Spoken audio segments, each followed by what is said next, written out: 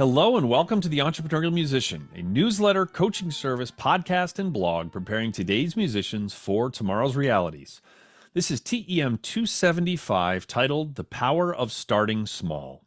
Thank you to Parker Mouthpieces for providing the hosting for TEM. Parker Mouthpieces offers fine, customizable component mouthpieces for horn, trombone, euphonium, and tuba, including the Andrew Hitz Artist Model Tuba Mouthpiece. You can find out more at parkermouthpieces.com or follow them on Facebook, Instagram, and Twitter. Video is back. For a little while, I was putting TEM episodes on YouTube, but someone else was doing the videos for me, and they ended up needing to stop, so I paused the whole video thing. But through some technological advances in the amazing Descript app, I will be putting all TEM episodes out on YouTube again moving forward, as well as things like TEM coaching tips videos. So subscribe to the TEM YouTube channel today. Link is in the show notes, so you never miss my shining face ever again. Or if you'd like to miss my shining face, just keep listening to the audio feed. And the TEM Newsletter is finally here. Look at me getting stuff done. It is called the Portfolio Career Playbook, and in this week's Quartet of Ideas, which comes out every Thursday, I am going to share a link about 20 small ways to 10x your personal development. The list is great. I especially love number 2, number 13, and number 17, but personally I think number 15 is kind of dumb. But the list is thought-provoking, and I really recommend that you check it out. You can go to signup.tem.fm today to receive this week's Quartet of Ideas, including that link I just mentioned. And if you do, you will get free access to an email course from TEM Coaching titled 6 Avoidable Mistakes Musicians Make on Their Websites. Whether you already have a website or are planning on building your first, save time, energy, and money by not falling into these easily avoided traps. And I appreciate the feedback I've gotten from people who have found this course helpful. Okay, TEM 275, the power of starting small. Society today is obsessed with big accomplishments. Running a marathon is much more celebrated than running your first 5K. Writing a novel or a 250-page nonfiction book is more celebrated than writing a short story. Releasing an album is more celebrated than sharing a single song. Don't get me wrong, marathons and novels and albums should be celebrated because they are difficult.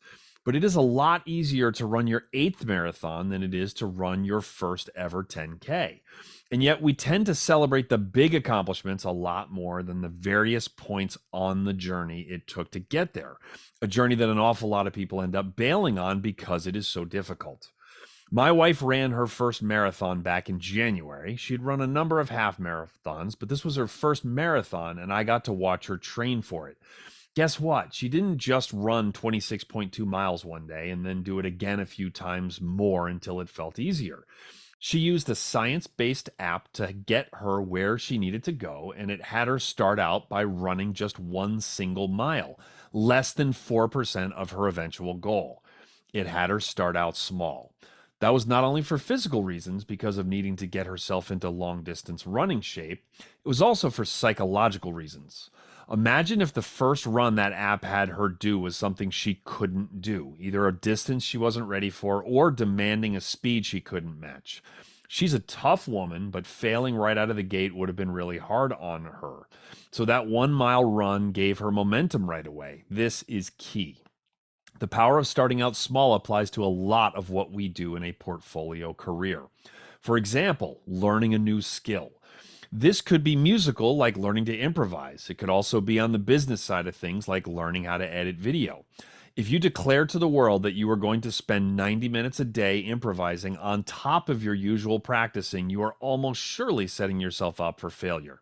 But doing at least 5 minutes a day for 10 days straight, if you are motivated, then that is really easy. And you're going to get progress right away, and it's going to be easy to re-up and make another commitment right after that. The same goes for learning how to edit video. If you try to publish a multi-camera video with lots of effects and editing by the end of the week using a powerful tool that you've never used before, like Final Cut Pro, then you are almost certainly going to throw in the towel quite quickly. Start small. Add a simple intro. Think a graphic with nothing moving and not even any sound. Add that to the beginning of your video and post it to YouTube. You will learn a lot just doing that simple thing. And by the way, that will take you a long time. Even if the video is just you talking into one camera, it's going to take you a while, and you're going to learn so much from how to put that intro onto that video. Then add a little something to another video the following week, but most importantly, make another video. Start small, build momentum, repeat. Another example is partnering with people. Partnering with people is a great way to navigate and enhance a portfolio career. If you find the right people, their talents and energy will complement yours, and you can accomplish way more than the two of you could separately. A classic example of the whole being greater than the sum of its parts. But finding the right partner can be tricky. When I need to find someone to help me with, let's say, Hits Academy, when that was first getting started, my instinct is to try and make someone a partner. Find the right person and then go 50-50 with them. I'll give them half the ownership and they'll do half the work, and we'll complement each other and we'll rule the world together. The same goes for starting a band or a chamber group. You got 5 people in your quintet. You're like, we'll split this 5 ways. We'll all be 20% owners. We'll all do 20% of the work. Let's go and do this. But starting small is a much better idea here. The best path forward is to hire someone to do a project for you. Not make them a partner, give them a project. One with a deadline and a deliverable, meaning something tangible that will exist when the project is completed. You might really respect the person and they might be brilliant. But if they're not so good with deadlines or with being a self-starter or with any other number of things, and you hand them half of your business or string quartet, expecting them to act like owners and not like employees waiting to be told what to do, then you are in for a lot of heartache. But someone who crushes a few projects and gels with you and has just as much enthusiasm as you, hand them half the keys. But you learn that by actually doing work with someone. I can think of a dozen examples, but one last one is using social media for professional purposes. If you decide you need to ramp up the videos of you playing on Instagram, be smart about it. If you basically don't make and share any videos of you playing and then suddenly try to post one every single day, good luck. Many people have done that very thing, and it basically never ends well.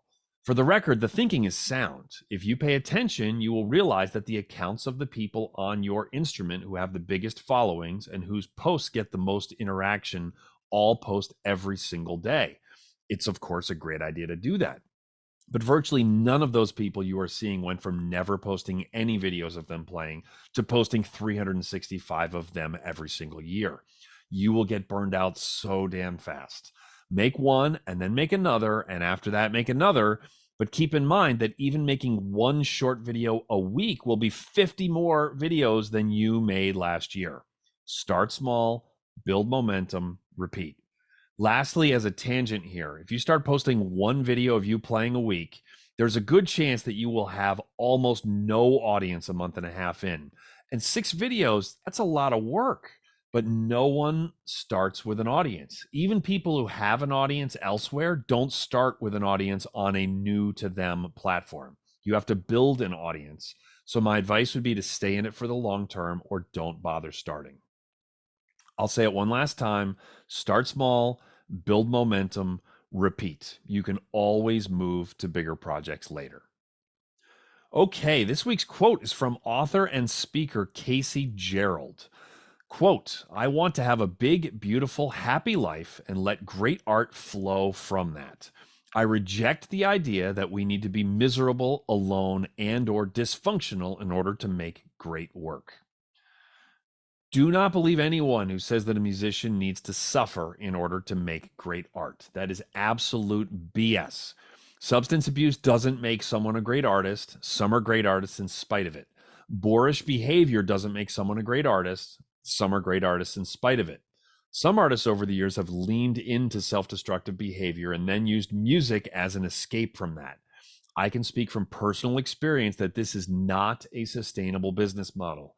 It sometimes works really well for a while, but there will be a balance due at some point, and it isn't pretty.